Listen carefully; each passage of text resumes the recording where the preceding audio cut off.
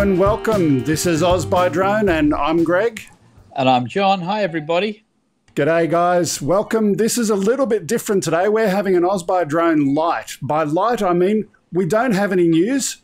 Shock horror. We don't have any Explore Australia. We don't have a lot of the things we normally do. And the reason for that, it's summer. We want to have a little break. I don't know if you guys realise just how much time goes into preparing this show each and every week. But that's what we're going to show you today. Today is Wirecast in the Wild. So I'm going to go and peel back the cover and have a look at what's under the cover. This is kind of like looking behind the Wizard of Oz. Yeah, it sounds like a lot of fun, actually. I know people get very interested in it because they're not really able to see where you are or where I am and how it all works. But it's going to be great to see the tech actually work. So great to be here for the summer edition. Yeah, and just a quick thing, I'll just share with my producer. She needs to mix minus your input because I can hear echo in here. And the reason for that, we got a little bit late getting into it today, but she knows what to do to mix minus that now. Well, anyway, you know what? Everyone's going to know what that means at the end of the Today Show. Absolutely. But that's not the mix minus thing, my love. Go to the edit that shot on layer E and you do the thing, I think it's on the 5th tab. When he says my love, I know he's not talking to me. I just get this feeling right away that, you know, I'm in the background there for some reason. I get it. Yeah. So, by the way, just one other quick thing. I'm just going to turn off the current title that's on the screen at the moment. Later on, I'll bring some of those back. But just to share with people, this is my iPad. Oops, I'll turn that off again. This is my iPad, and I can use it to run the titles and choose what's coming up on the screen. Normally, we rely on Mel. He does a lot of that stuff for us. But I said, look, it's summertime, it's holidays. Take the time off, Mel. And John, we're going to send you off on your way to go and be with your family in a few minutes as well. But just a quick little... Yeah, look, for those who did see our quick little mini stream the other day, we were on John's houseboat and we had a great little time out there. We're having a fly and catch up. Had a nice fly too. Yeah, it's always been fun. I've had a great couple of weeks flying off the boat in beautiful weather, catching some great sunsets, lot of traffic around where I live. But, you know, buzzing around low over the water, it's been a great summer. So enjoying that with the Mavic 2, going from strength to strength. But anyway, listen, I'm going to let you go. Have a great break, everybody. Fly safe, happy landings. And I'll see you as we come into the regular series in 2019, establishing our new slot. I know everyone's going to have that right now, Saturday mornings. So I look forward to seeing you in the coming shows. Yep. Okay. Thanks, John. And thanks for being part of the beginning of the creation of this thing, whatever it is that we've made. Great. Yep. Love it all. Okay. Thanks, Greg. Okay. Have see you, John. Fantastic day. See ya. Okay. So John will disappear and get replaced with a question mark on the screen in a few moments. But as soon as he hangs up, he'll turn into a question mark. A drummer, a question waiting to be answered. Anyway. All that aside, so this is where I sit. Now, in a couple of moments, I'm going to have my producer and my wife go and disappear. So she's going to go and enjoy the rest of the day. I'm going to sit behind the console and do a few things. But before I do that, let's do a couple of giveaways. Now, so the Stork. We've been talking about this for a few weeks. We're going to give away the Stork. And this is a drop release system that you can use on a Phantom Series drone. There are two products here, two boxes. One is a Stork box and the other one is the Stork plate, complete with a drop hook. So that's our first giveaway. The second one is a HDML Cloner box, which I always keep forgetting to bring up here. It's downstairs, but that's a box that takes inputs and it will record a HDMI input onto a USB card. So how we're going to do that? I'm going to get Siri to tell a joke while I think about how I'm going to do that. Hey Siri, tell me a joke. Let's try that again. I'll press the button. Hey Siri, tell me a joke.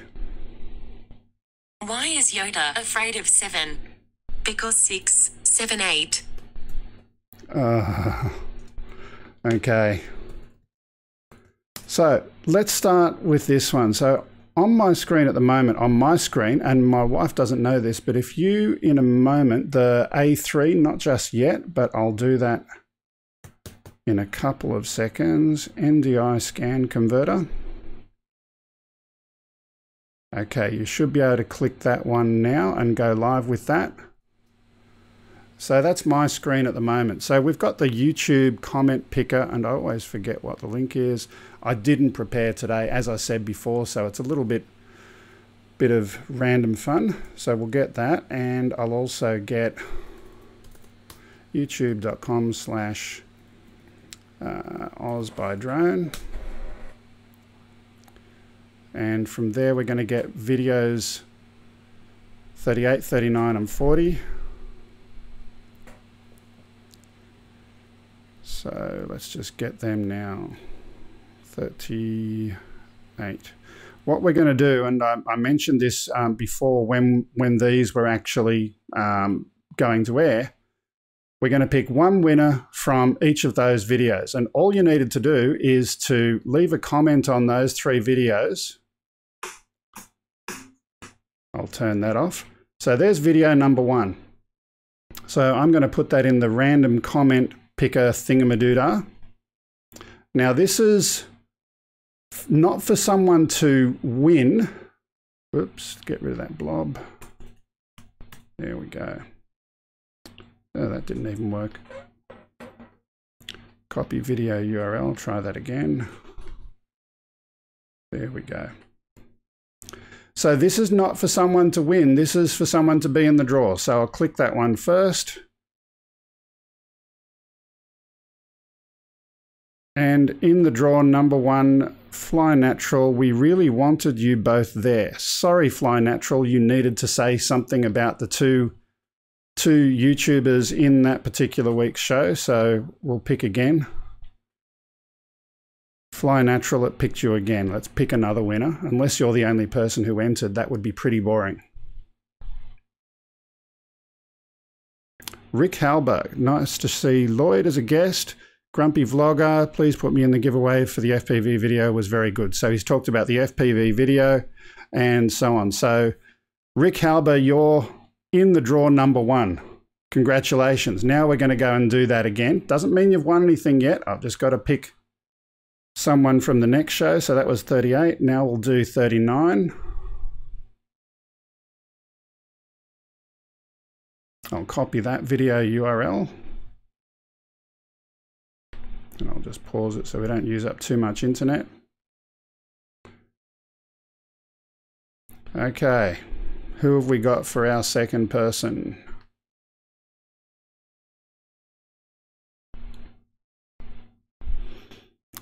Skydance.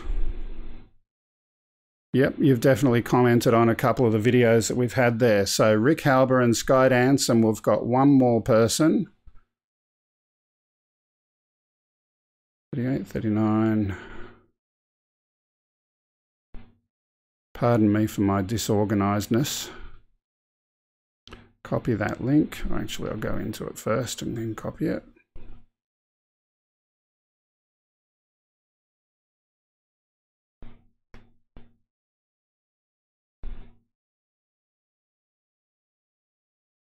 Okay, pause that.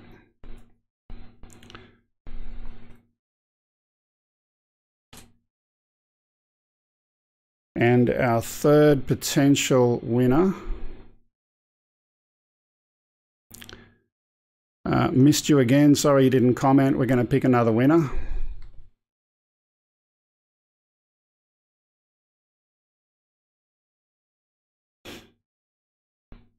My beautiful wife did a great job, lucky guy.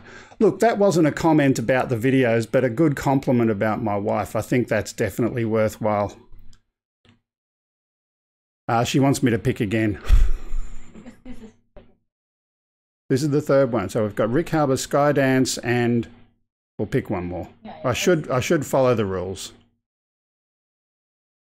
Thanks for the shout out. No, we're just looking for a comment about some of the videos that we had in that particular show.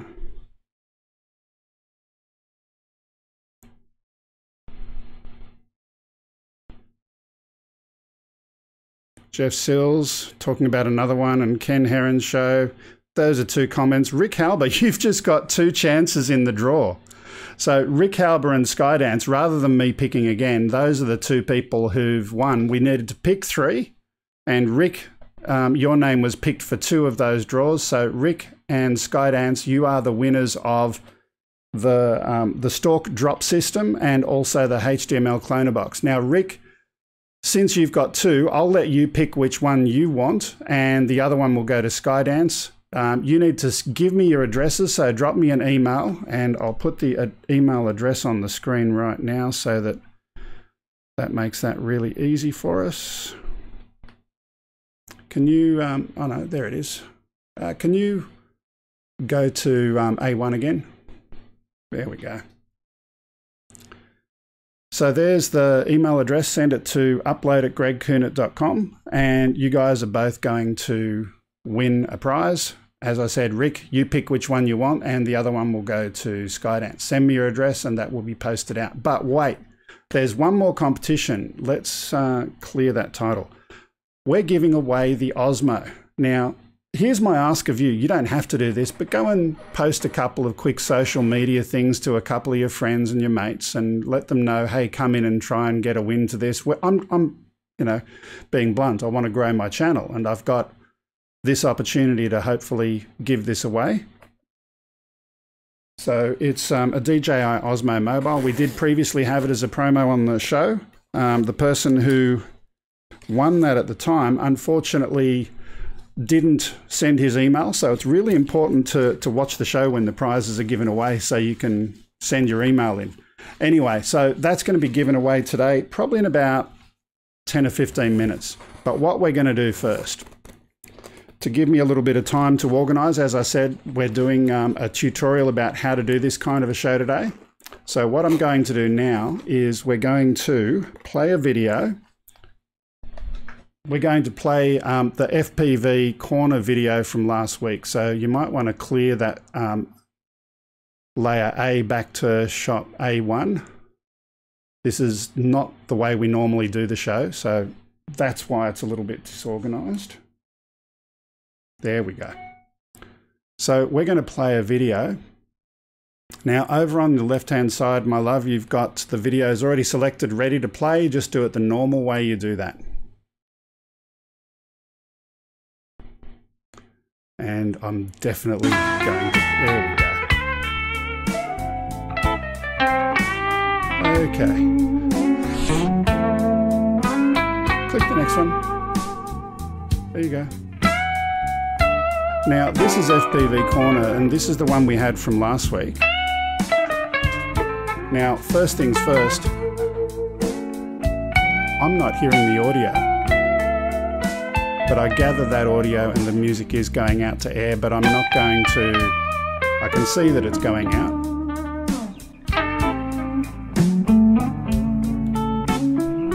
Anyway, so this particular FPV Corner from last week, just a reminder again, these are created by Greg Hilton. He does a great job of that each and every week. This particular one was Cruises FPV. This one was titled Flying Within Tree Branches. This was practicing at his favourite proxy tree, finding some new lines and exploring a little bit more. The video a little bit dark in places because he had the EV, the exposure variance compensation, set too low. But nonetheless, it's a really, really beautiful walk through the tree branches with a drone.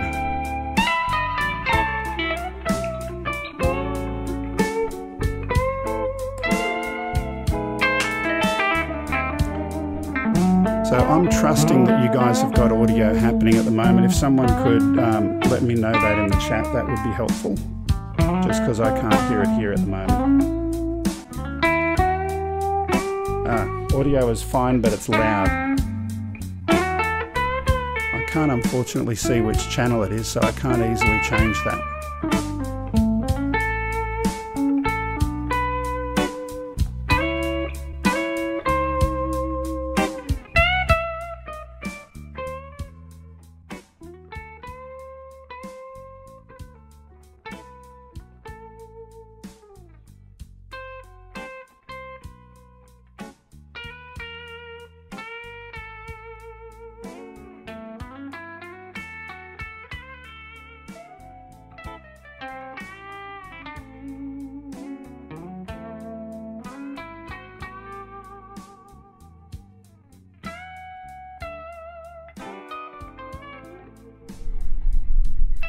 So while this video is playing, I'm just reconfiguring the studio a little bit. I'll be back in a couple of moments.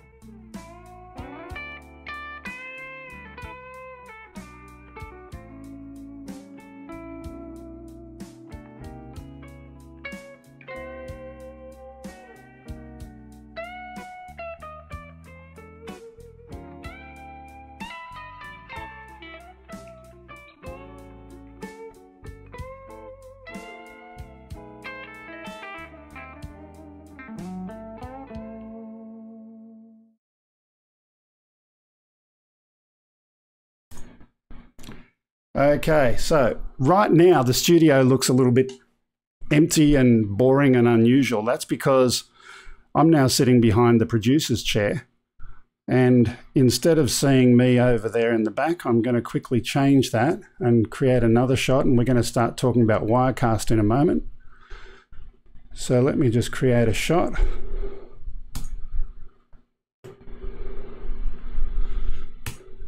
And we'll send that live. There we go. So sorry about the lighting. It's normally designed to be lit way back there. Just to share with you, there's my other computer in the background that I normally use. And you can see over there a console that I use. So that's where I control all of the titling and the chat and all of those kind of things.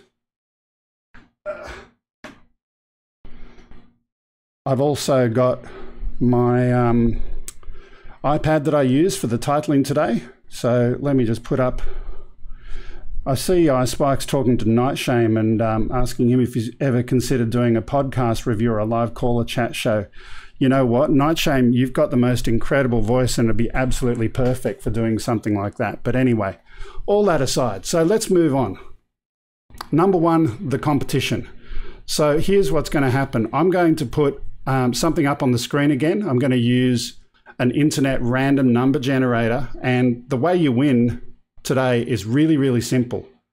It's the first person to guess the number that's been randomly selected on my screen. That's it. So I'm going to have to be monitoring the chat really, really closely. So let me go and load that window up first. Random.org.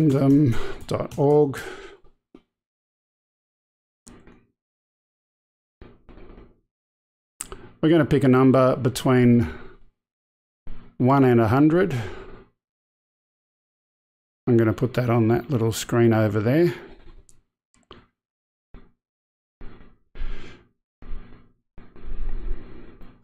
Okay. So it's ready for me to go and put it up on the screen now. Click the generate button. Okay. I have a number. So here's the deal, guys. To win the prize today, all you have to do is be the first person to guess the value that's been selected randomly just now live on my screen. And the first person who guesses that number, so just keep on typing in some numbers. You can do more than once, it's okay. As soon as someone guesses it, it's going to pop up on my screen here, and we're going to let that person win the prize today. And the prize again is an Osmo Mobile handheld gimbal. So you put your mobile phone in that and away you go. How are we going with those comments?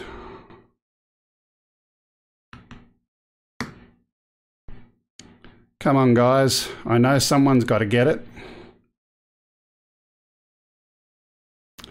Chris Hope. Congratulations, Chris. Just to show the people the screen. I'll go and put that up now. Oops, is that right? That's the wrong screen. Let me go and do that again. How about I do that screen. So there it was, random.org, and the number that was picked as 52. So Chris Hope was the first one that I saw that had that number come up. Unless anyone else can someone confirm that in the chat? Because it's always very hard to try and do this live when you're trying to produce the show as well. So if someone could confirm that, that would be really, really cool. So in the meantime, let me put my camera back on screen again.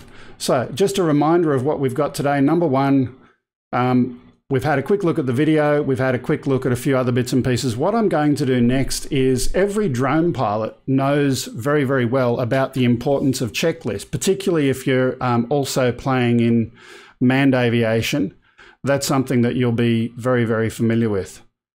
So the question is, how does that translate into producing a YouTube show? Does it translate at all? Is it something that's helpful? Now, I've got strong views on this one, and I believe the answer is definitely yes. Now, let me just do a couple of quick things over here. I'm going to get my actual checklist from today's show and put it on the screen in just a few moments. Okay. Let me just do this. I'm going to hide just a little bit of it just so the web address of this web page is not up there. So bear with me for a moment.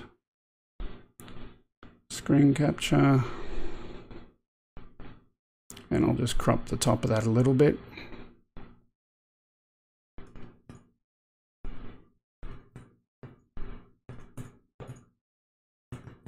That'll do. Okay, we'll send that shot live. So this is actually the checklist that I use for the show. Each and every week, this checklist is something that is absolutely essential for producing the show. Without it, there would be no show. Let me see if I can zoom in on some of this. So scheduling, this is something that's a difficult part, confirming the guest and the guest welcome pack and testing and creating the YouTube event. Trying to get all of that stuff done. You may think it's really, really easy. I just saw on the screen Drone Shots is telling me that he got it first. I'll watch the replay, but 400 AGL is telling me that Chris Hope was confirmed. Drone Shots, don't forget, when you type it, sometimes what you see is your local view of that, but what comes into me, I definitely saw Chris was the first one that came onto my screen, and Mel's confirmed that as well. So congratulations to Chris on that one.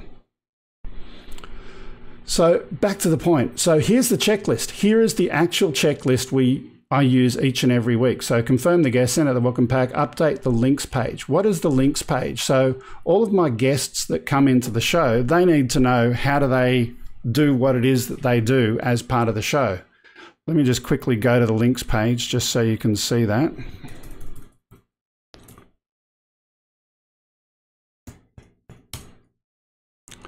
So this is the links page, and in here, so we've got a link to the run sheet, so the words that are being used in the show, the plan, the videos, the content, link to the pop-out chat, today's show link, any Facebook post, Twitter post, how to test if you're a guest, a link to the YouTube live dashboard, all of this kind of stuff. So this is updated every week so that when it comes to showtime, it's really simple to do what it is that we need to do. So lots and lots of planning goes into that. By the way, just a quick comment on the chat while I think about it. If anyone wants to get my attention specifically, I'm going to set it up so it's searching for the word #question. If you've got a question about how I put the show together and you'd like me to answer it, just put #question in there and that will come to my attention and I'll make sure I answer that for you. So the second thing that's on the checklist is building the run sheet. Now the run sheet, let's have a look at the run sheet for last week's show. I didn't do one this week because it's a pretty free-form show, but this is last week's run sheet. So intro and welcome, what have I been up to? Reminding people to use #question, which is what I've just done now. Asking people to tweet out and share it and so on. And then we've got our news. So There's a link to the source where we get the information from, and a link to the video and the words that I actually use and read out and have as part of the show production.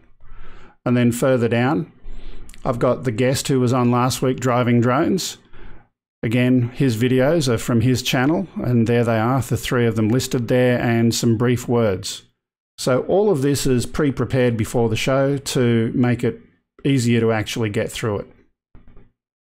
Now let me just go over here for a minute. There we go. So that's the first part of the show, the preparation. Everything in terms of the content I've got in front of me. Now, if I use as an example, Ken Heron doesn't do that. He does things very, very differently. He's been in radio for many, many years, and his production skills, he's able to be very, very dynamic and just chop and change around. Doesn't work for me. What works for you, that's up to you to decide. But the reason why I have it so structured, I've got the titling computer behind me that I'm sending the graphics up on the screen, and I've got to prepare those. So, you know, if I don't have that kind of level of structure, it just doesn't work. So let's go back to the checklist. What comes next? So I'll just go back there.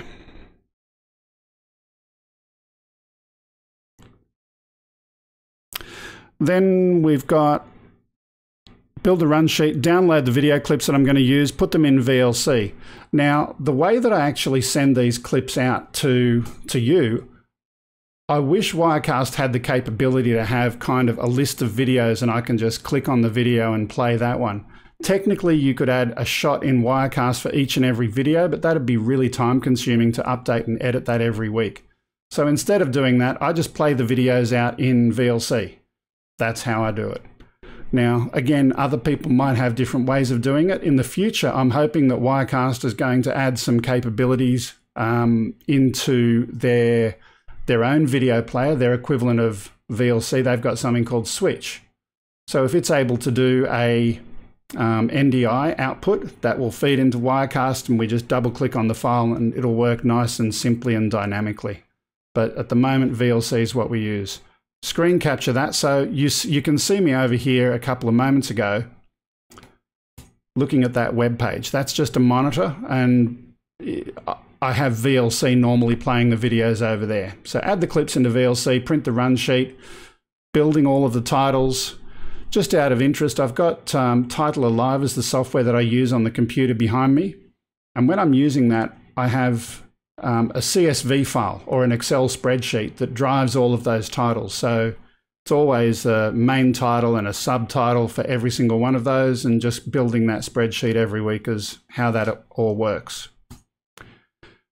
Going on from there, physical setup, set up the chairs, tables and lights, connecting all of the bits and pieces into the right devices and focus the camera. So far, so good. Then down here, we've got rebooting the MacBook, and you'll notice below rebooting the iMac. Now, why do I reboot the computer? I do that every week. Now, there's no rule book that says I have to do that, but just to get rid of any remnants of anything that may have been running on the computer beforehand, I just prefer to do a restart. So that just avoids problems of any incompatibilities with other software. Now I'm just going to have a quick look at the chat to see what's coming in. I haven't seen a hashtag question yet. Oh, there it is. Why didn't that come on my screen? I'll have a look at that in a second. So Lloyd Mendenhall has a question. He's saying, why does Australia seem to make most of the good live stream software but has shite for internet? We're a third world country when it comes to internet, Lloyd, so there's not much I can do about that. I'm just going to see why that hashtag question, there it is. It was just bad timing. Anyway, let's move on. So I reboot the MacBook and I reboot this machine. The MacBook is the titling software and the iMac is the broadcast software. After I've rebooted, I'll go back to that screen now. So after I've rebooted the MacBook, I start Title Alive. That's the titling software that I use. I also start Dante Virtual Sound Card on the MacBook. The reason I use that, that's not part of the titling, that's part of if I want to send sound effects or fake applause or ba-dum-tish sounds into the show. That comes from my MacBook and goes across. Can I give you a sample of my show sheet that we can print off as a template? Absolutely. I'll tell you what, I'll organise that after the show. Nice meeting you, 28 November. By the way, 28, I haven't seen you. Are you a drone person or are you a Wirecast person? We may have a few extra people in here today. I did publish a link to this show on a Wirecast forum, so there may be a few people that are not part of the regular audience. So thank you for coming and welcome. Osby Drone, if I sent you my Mavic Pro Ferrari, would you or one of your trusted friends trick up and do all the good mods to my drone, please? Spike, all of the mods are really, really easy to do in terms of software mods, and there's a piece of software that you can get for that. If you have a look in the description for my video shows each week, there's a link in there to No Limit Drones. It's a piece of software that unfortunately doesn't run on a Mac, but if you can run an emulator or get someone with a PC, that'll install all of the mods that you ever need for your drone. Anyway, let's get back to the sheet. So over here we've got, I mentioned Dante Virtual Sound Card. That's on the titling computer, that's on my host computer, and that's what I use for sending the software in, sending the sounds in. Just out of interest, the particular software that I've been having a look at, I haven't purchased it yet, but I'm evaluating it at the moment. It's called Farrago. It's made by the competitor to Dante Via. I originally picked Via. It seemed like a bigger, better, more stable company, but they've started to come up as well. I can't think of the name. I think they're Loopback or something. I know, Rogue Amoeba. Rogue Amoeba is the name of that company. Anyway, moving on. So, configure the firewall. Now, this one is a step that happens every single week, and it's something that happens so that Mel can get into the chat system and he can go and put the comments up on the screen, kind of like this one. Right, so normally Mel does that. Mel is Mel the Phantom Trucker. He does all of this from America, and he connects into my titling computer all the way from America. But there's some magic that you need in terms of how to let someone on the internet access your titler computer. Now, there's a little secret to that, and I'm happy to publish that as well. It's a script on your titling computer. If you're running a Mac, you just run the script and it'll automatically configure your firewall for you, and it just works. If you're running a Windows machine, I'm sorry for you, there's nothing I can do. Anyway, all jokes about operating systems aside, the firewall's done. Open Safari and open the required links. So that's just open my web browser and have that ready to do what it is that I do from my computer. So let's do that now. So I showed you my links before. I'm just going to go there now.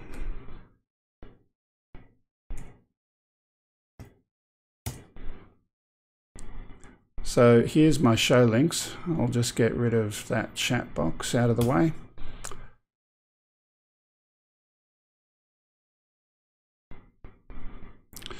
So I need the YouTube live dashboard. Why? I actually start the show. I actually start sending video to show. Let's start again. I start sending video to YouTube 5 or 10 minutes before you guys see it. So in the YouTube live dashboard, you can preview that to make sure the video is coming up correctly and it's looking the way you want it to look. It saves you from a lot of problems happening later. The other thing we got there is the chat dashboard, Nightbot if I want to edit anything in Nightbot, and a few other bits and pieces like that. So those links, I open them every week before the show starts and have them ready on my screen. So what have we got next? Let me go back over here. So then we get on to the iMac. We're going to reboot that as well. We're going to open Dante Via.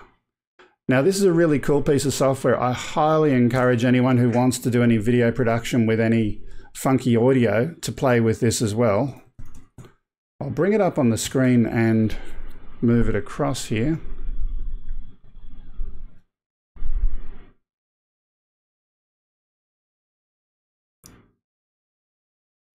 So there's Dante Via. This piece of software, I've got all of my different audio sources over here, and on the right hand side I can pipe them to different places. Some of those are inside Wirecast and so forth. The biggest thing that I do is I capture the audio from VLC and I send it to 2 channels in this 16 channel input. And I also get, remember that virtual sound card that I've got on my other machine? I send that across into another 2 channels on that 16 channel application input. Why do I do it like that? Why don't I just use system audio capture that's built into Wirecast? The answer to that is I also use Rendezvous. And if I'm capturing audio using the system audio capture, I get echo from Rendezvous. And that's pretty ugly, unfortunately. It doesn't sound too good. So that's the reason for it. Highly recommend Dante Via. There are other alternatives that do the same thing. Why did I pick that particularly? The answer to that is Dante Via also make hardware appliances that are Via enabled. So you might have a manufacturer making a mixing console, and it can automatically talk into this software interface over Ethernet instead of using audio cables. So really, really helpful. Very good for kind of creative audio routing. Let's get back to the checklist. That's Dante Via. I'll move that out of the way.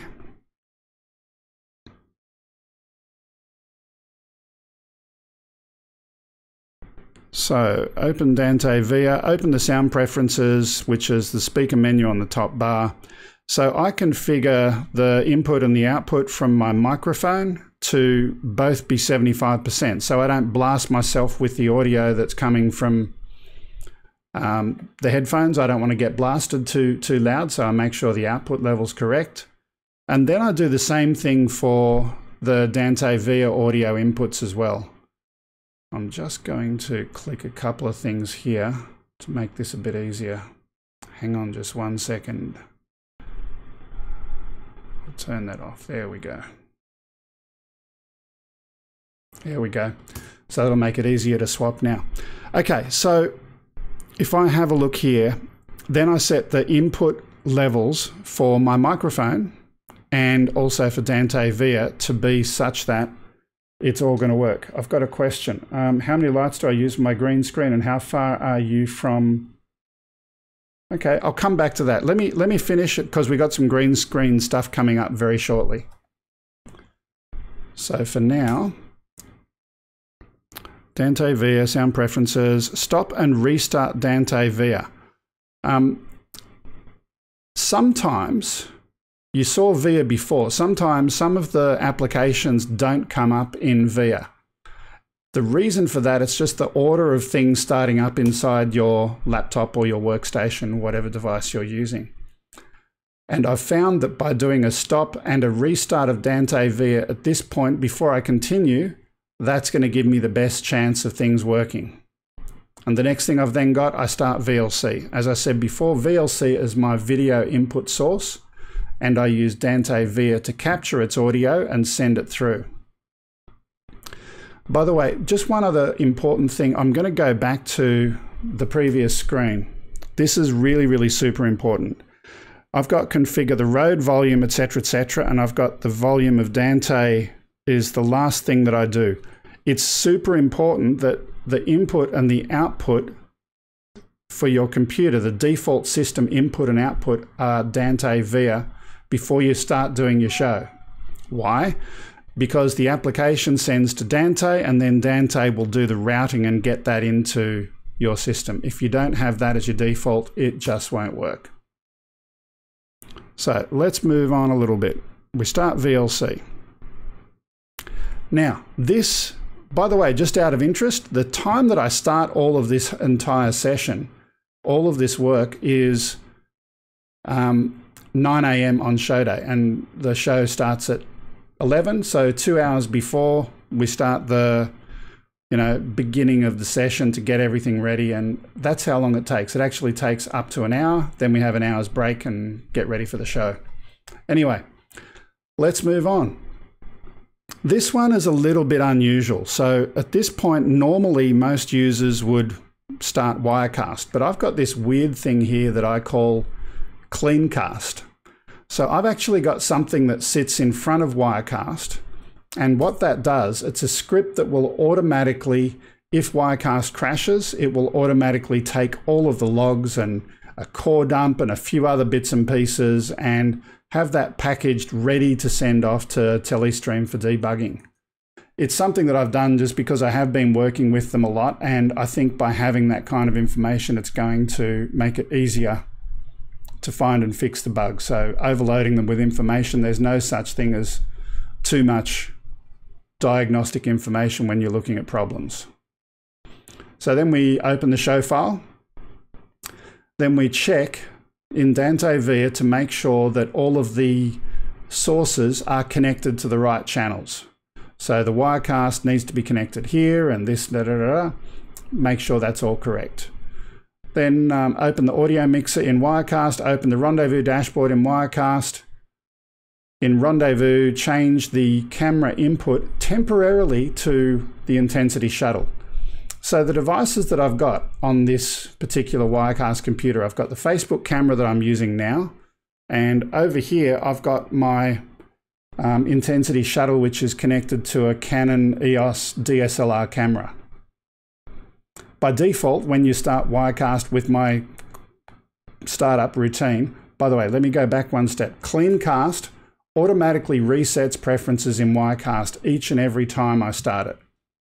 And this is good because, you know, a lot of times the Telestream people tell you, did you reset preferences? Well, I actually do it every time I start Wirecast, so that's never going to be a problem. So when you reset preferences, the default camera in Rendezvous is always the FaceTime camera. So we change it from FaceTime to Rendezvous. There's another reason why I do that as well. By creating that, in Rendezvous, it automatically creates it as an input that I'm able to use later. So the order of this is really, really super important. It just makes the entire workflow work a lot better. Anyway, let me move on. Open Rendezvous dashboard, change camera to intensity shuttle, do a new Rendezvous session. So start the Rendezvous session. For those who don't know, Rendezvous is kind of like Skype for Wirecast, and it's built in. So you don't need any third-party providers to do any of that stuff. It's all there. It's all built in. So here's what I'm going to do right now. The link for Rendezvous, I'm going to go and paste it into the channel. I don't want anyone to join yet, but later on we'll get someone to come in and I'll explain some stuff relating to the show. Let me just get into YouTube, actually, greg.com/.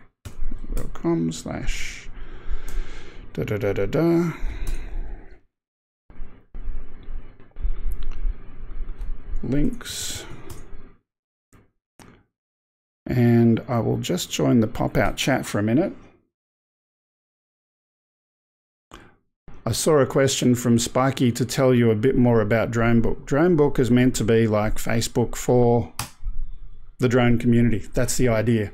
I've got to put a lot more work into developing and making it better. But in the meantime, I encourage everyone here to go and get in there and use it. Just play around with it. Put some posts in, put some videos in. For those who didn't know, all of our news that Jeff and I use and Ken uses comes from the links section in Dronebook. So definitely feel free to go in there and have a play. I'll come back to Lloyd's question about the green screen and the setup in a couple of minutes. So that's still on my list.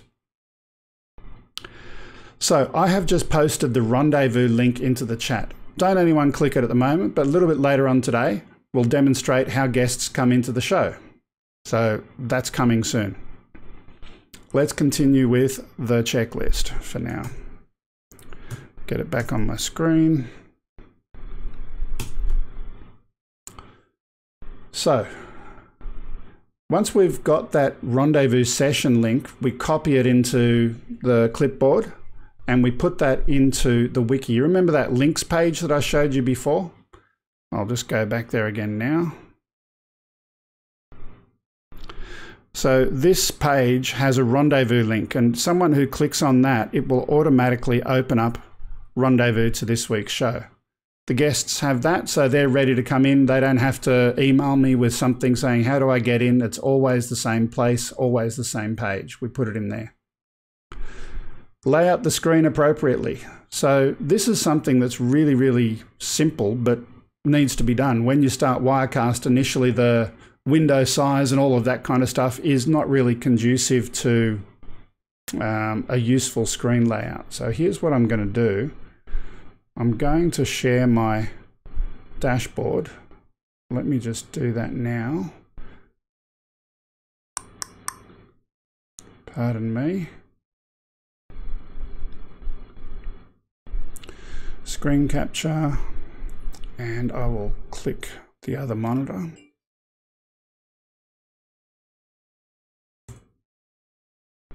So this is my Mac monitor and what I see on the Wirecast dashboard. Up here, you've got a preview window, of a live window of what you guys are seeing. This is what I'm planning to put live. And these are all of the shots, the different configurations of stuff that I'm going to put on the screen. I mentioned before VLC. So down in the left there, you've got the VLC window. And in the top left, that's the rendezvous dashboard. So that's everything I see. So what that step that I was just talking about a few moments ago is basically to get all of this set up as it's required, laid out on the screen. Now I've got to go and put that screen capture back to the other monitor. Let's do that now. There we go. So lay out the screen appropriately. Replace source A with intensity shuttle everywhere. So what is source A? Actually, I should make another shot with that monitor. Let me just do that now. Screen capture, new screen capture. There we go.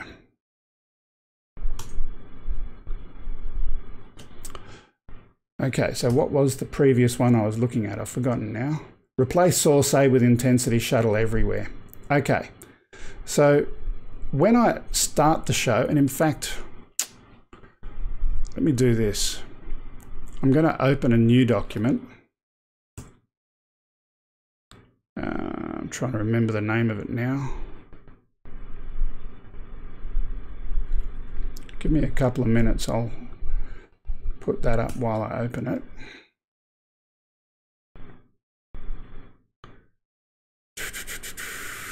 I know where it is. And we're back. So in that short time, my computer automatically created a crash dump to send off to the Telestream people. While Ken and I have joked about the challenges of Wirecast crashing, the reality is it is a difficult problem to solve unless they've got some good data. So this is more data to go to them. And they have promised that at least for some of the crashes that I've found, they have promised that they're fixed in the next version. So where was I? I got distracted. Lay out the screen appropriately, replace source A with intensity shuttle. I tried opening another document, that didn't work out very well, so let me just use this one for now. Now, just imagine I had a new document opened, and I'm just going to create, we'll do this one for now. This is initially what a shot might look like. I'll just send that full screen for a minute. Right, so initially there are placeholders. And the reason you can see that kind of green stuff behind, it's just the way it's layered at the moment. I've got my existing camera there. Let me pull that away. Oops, there we go. Never mind. Anyway, so at the moment you can see that you've got these placeholders. So that the instructions that I was just talking about a minute ago, the task there is to add in the camera into placeholder A. So replace source A with intensity shuttle everywhere. Now, one of the things that's unique about the way I do the show is I do use templates a lot. And have I got the right one? There we go. Hang on. Switch, live preview swap. Let's turn that off. There we go. I use templates everywhere for every shot that I can. Now, out of the box, there's a bunch of templates available. I've gone and created my own custom templates using the XML structure. I'm a geek. I've reverse engineered how to make my own templates. And that's useful because when you're trying to do repeated productions, you want the same kind of thing. You want the same kind of look and feel. So if anyone's interested in hearing about templates, that's another big topic for another day. But for the moment, just understand placeholder, replace with my camera. Once I've done that, set all of the shots to the correct templates. Now, it's a bug in Wirecast, but every time I open a document, even if the template was correctly saved, it doesn't seem to have the correct screen geometry. It's impossible for me to demonstrate it to you here right now, but you need to reapply that template. It just makes it look better. Trust me on that one. Then we keep going. Then we add the chroma key to the required shots in layer D. So there was a question from Lloyd Mendenhall, the grumpy vlogger, about my chroma key. First thing I will say is I used to use cloth for the chroma key. Now, I went away from that and went to a painted wall instead for a few reasons. One, the cloth and the frame and the poles and the support and all of that, they take up a lot of room and it's just annoying to deal with it all the time. So I got rid of that and I said, no, we're just going to paint the wall. So I went to Roscoe, I think is the name of the distributor. They make chroma key green, bought a can of that and painted the wall. In the corner over here, this is the old fabric that I used to use for when it was hanging on a frame. But yeah, I don't use that anymore. Zebmeat question, why is the aspect ratio off in your inset panel? People's faces are too wide. In other words, a circle would be an oval the way it's inserted. Theoretically, it's not. So in that inset panel, well, actually it could be, you know. So the template that I use, I've deliberately said, okay, get it matching the coordinates of that particular thing, and I'm trimming and doing all of that kind of stuff. I'll have to do a test with that one day and just get a circle of a video and chuck it up there. But you'll notice that we go very quickly from the inset panel to the full screen when I'm playing videos and so forth. Yeah. The whole thing with coordinates in the inset panels, it's something that's missing in Wirecast, is the ability to do presenting of videos on top of an existing shape. So it's something that there's a company called Virtual Setworks. Virtual Setworks make really, really good virtual sets. They're really, really good. And with a number of other companies, you can overlay, for example, a video banner, you know, around the corner of a room, and it'll be layered, a virtual room, and it'll be layered and look really, really good. In fact, let me go and bring up another virtual set just for a minute to show you.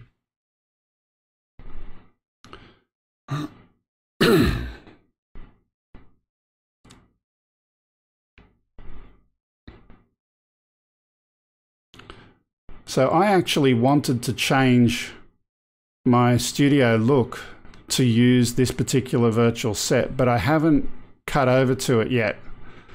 And the reason why, you can see there the letter C in that TV frame doesn't look very good.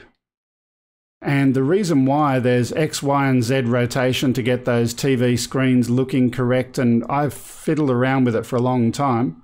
What I have done already, I've got it perfected in terms of getting the center coordinate right for all of those. But getting the X, Y, and Z rotation perfect is really, really difficult. I haven't worked out the math for that. Every other vendor uses a different technology where you can say, I want to overlay this onto that surface, and you can describe the surface. It's not supported by Wirecast, unfortunately. They have it on their backlog to add at some point, but it's not there today. So I hope that answered your questions, Edmeet. It's the aspect ratio is as good as it is for the moment. I want to make the look and feel of the TV insets better, but I can't do that at the moment. That's just reality. That's just the way it is. Okay, let's move on. Back to the checklist. By the way, next week I want to work out a particular sub-topic or sub-technology and go into that and do a little bit more deep diving into some of those. Okay, check the chroma key in D8. So there's a shot on my screen, D8, which is actually, I'll put that shot up live. There's my D8 shot. And I've got some echo out of that. Let me just fix that. That's better. Okay, so there's my D8 shot. Now I'm sticking my hand in front of that camera. That's where I normally sit. Now I deliberately get a shot in my standard template that's got a white background and nothing else. And I put that live and I sit down in a chair. And then I look for any chroma key abnormalities. A chroma key abnormality, let me demonstrate that really briefly.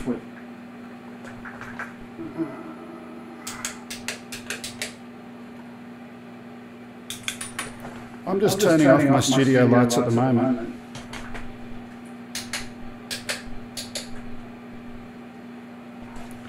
Now I'm going to walk back there and you'll probably see some weird colours. I don't know, it'd be crazy if it didn't work right now. Just one second.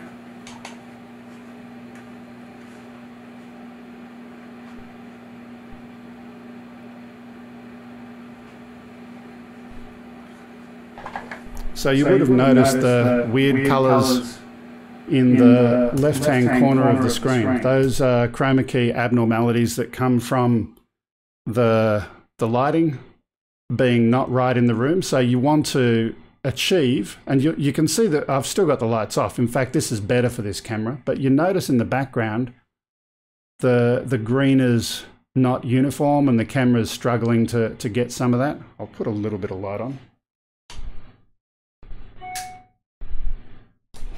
It's actually nice to leave the lights off because it's very, very hot in here. Okay, where were we? Chroma key. Check the chroma key, replace it in all of the shots. So I add all of those channels in, all of those inputs into all of the different shots, then I do the chroma key for all of those shots. Why do I do that every week? So every week I start with a template document that's got no inputs, no nothing, etc., etc. You remember I said before I'm doing a reset preferences every time I use Wirecast. Why? Because apparently it helps get rid of problems. But if you're going to reset preferences, you need to rebuild your input. So I start with a clean template every time. Let's continue. So test the titling. So clear all of the shots and check B1, B2 and A1.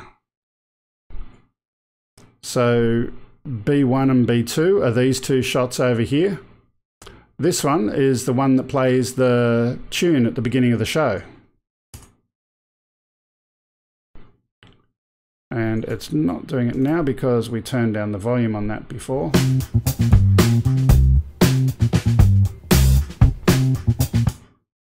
Okay, and B2 is the same as that, but without the tune. So that happens at the beginning and then I cut over to that one a little bit later. So what am I actually doing with that check? I'm making sure that the information that comes from the titling computer, which is back here, I'm making sure that that information is making it onto the screen. I'm also checking it in this shot over here, which I'll just send live now. I'll send both of them live.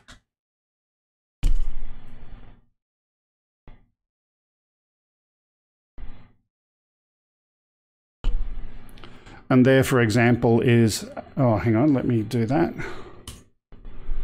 There's a sample that we use quite regularly. Right, so that's a title coming from the titling computer behind me. I control that. My producer who's doing the video switching doesn't have to worry about any of that stuff. It just works. So test the titles. Then I say, okay, let's go and add or update existing settings if required. So all of the outputs to MP4, I save a recording. Speaking of which, the recording for this one obviously is broken now. So, yeah, anyway, if Wirecast crashes, there's nothing you can do about that. I got the first half of the show recorded. Let me turn recording on for the second half if I need it. I don't know if I need it. And then turn on YouTube recording. Now, here's something unusual that I do. Let me see if I can output settings.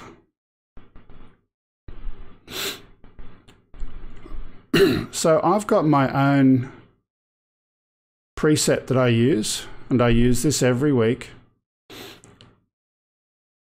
So this is a 720p output setting. I just realized something that's actually wrong in this today, but that's another story. That should be Apple H264. In the testing that I did, the X264 uses too much CPU and causes packet loss. The Apple H264 is a lot better, but there are some specific things you need to do to avoid problems with that. Something that I'll talk about another day. Okay, so 720p, but I've just created my own one so that it's easier to find. It's always at the top of the list. Okay, moving on from that. Add audio effects to the Rode microphone in layer E. Now this is a really cool one. I'm going to show you a before and after version of these effects. Every single week I've got special effects that are happening on my microphone. I'm going to go and turn them off now.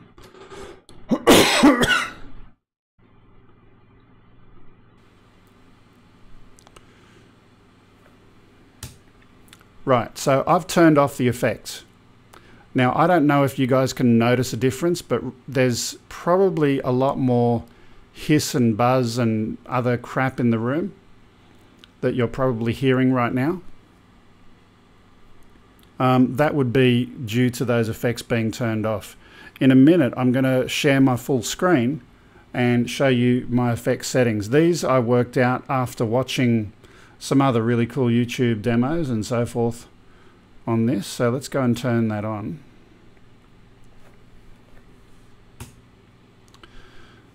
So here's my microphone down here, Rode NT USB audio. So I turn on dynamics and I turn on noise reduction. These are just my two choices that work for me. A lot of people say they don't like noise reduction because it removes stuff that isn't noise, but it sounded good to me. In dynamics, I go over here and I set my limiter to, in my case, -1. And I set my gate threshold to -35. Those are just the numbers that work for me. What works for you, that's another story. Now, I just saw a message come up on my screen that Ready Set Drone is live now.